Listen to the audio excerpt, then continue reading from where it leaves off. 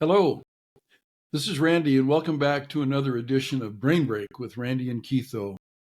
I wanted to tell you a little bit of my history when it comes to guns. Growing up, my dad was a fisherman, but he made sure we knew how to shoot guns and how to handle them safely. He told us that if anybody ever had a gun and an adult wasn't present, we should leave. And we did. I believe he learned how to use firearms from his brothers who were hunters, as well as in the military, in the army. I remember taking guns to school to show for show and tell.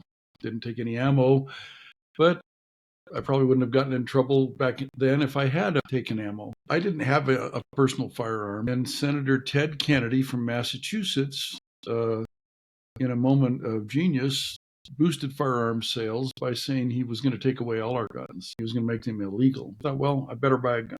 So I went and did my due diligence, and I ended up buying a 357 Magnum. It was built on a 44 caliber frame, and it's still my wife's favorite gun. She just loves it. In fact, if you ask her if it's her gun or my gun, she'll tell you it's her gun. It's got a 6-inch barrel on it, and she's not called Dead-Eye Deb for nothing. She's very accurate with that gun. I am very impressed with her hand-eye coordination. Well, years ago, when we lived in a different neighborhood, a bunch of the men decided that we would go shooting now that the weather had cooled off a bit, kind of like it is now. So we did our Saturday chores and then got our guns and ammo and hearing protection, hats, jumped in a vehicle and went out into the desert to go shooting. We had a great time. It was a lot of fun. We got to see everybody else's guns. We got to shoot them. We had a good time. No one got hurt.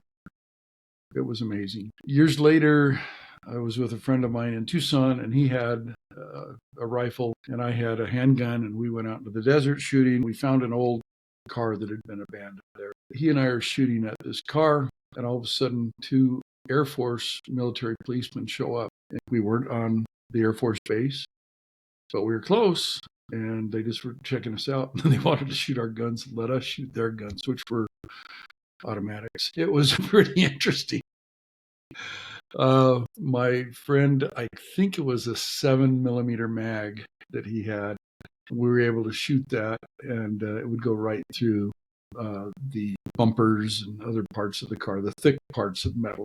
It was an impressive weapon. These guys from the Air Force were pretty cool about it. Didn't have a problem with us shooting their ammo, nor we didn't have a problem with them shooting ours. A few years later, as my girls grew up, my son had been shooting with me, and for some reason he wasn't able to go this time.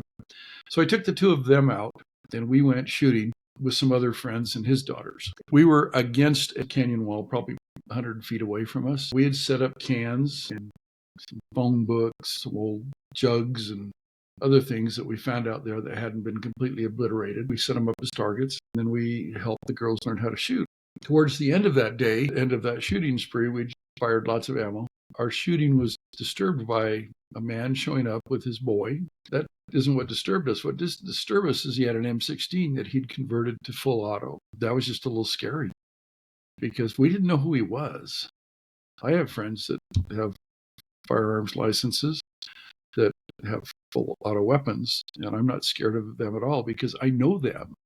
But this guy pulled up right next to us and didn't even set up his own targets, just started shooting at our targets. And I said, well, come on, girls, it's time to go. So my friend and I got the girls in our vehicles, took the weapons away, and we got out of there as fast as we could.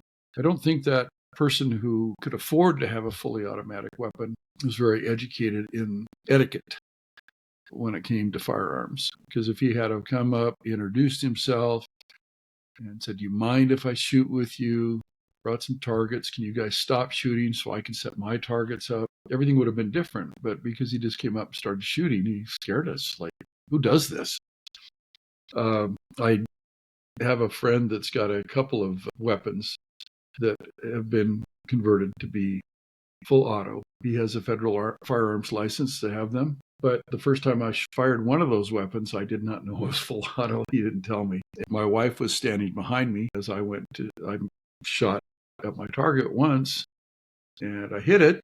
The gun kept firing. It scared me. It freaked me out. He said, "Oh, didn't I tell you?" I said, "No, you didn't tell me." So Then he handed me the other weapon. He says, this one also was full auto. That was a lot more comfortable experience. As far as I'm concerned, a firearm is just a tool. And while I've never had to use one in self-defense, I'm glad I know how. In fact, I'll be honest with you, a friend of mine took me shooting.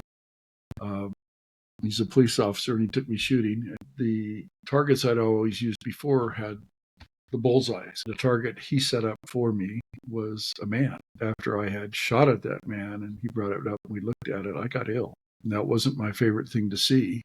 And I don't know how somebody in the military deals with that. I'm sure they teach you how to deal with it. I'm not sure how they teach you how to continue to get over it.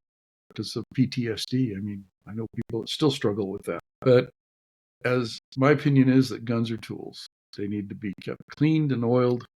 You need to make sure you've got plenty of ammo to protect yourself. And then you need to look out for your children and your neighbors. Keep your weapons safe so that your kids and grandkids can't get into them, even if they find them. But when I was growing up, we knew where my dad kept his guns, but we had no desire to play with them. We didn't know where the ammo was anyway. So kids do stupid things. I had a cousin once, his dad drank beer. Nothing wrong with drinking beer. Except this kid found a can of motor oil that looked like a can of beer. It was proportioned to pour this amount of 2-cycle oil into this size of a can. You add the gas and it all mixes up and you can run a 2-cycle motor with it. Well, this kid was trying to show off to a bunch of his cousins. I was one of those cousins. He popped the top, started plugging, showing us that he could drink beer. Except it wasn't beer, it was motor oil. He was sick for the next several days. Plus he swallowed some of it. So I guess my point is you need to treat everything you do with respect, but you also need to look at it and make sure that you know what you're doing as opposed to think you know what you're doing. That's a huge difference in the world. Is the difference between knowing what you're doing and thinking you know what you do is a huge difference. I'd recommend that you do whatever it takes to study, make sure that you know what you're doing. Be careful out there. Be safe. If you want to shoot guns, but do it safely. You might want to go to an indoor range depending on where you live. In my case, it's probably less expensive to go to an indoor range and pay several tens of dollars to be able to shoot as it is to go way out into the desert where I don't have to get someone's permission to shoot. You just need to do what's right for you and what's safe. Keep your family safe and keep those guns locked away. Firearm safety is a big thing and it's important.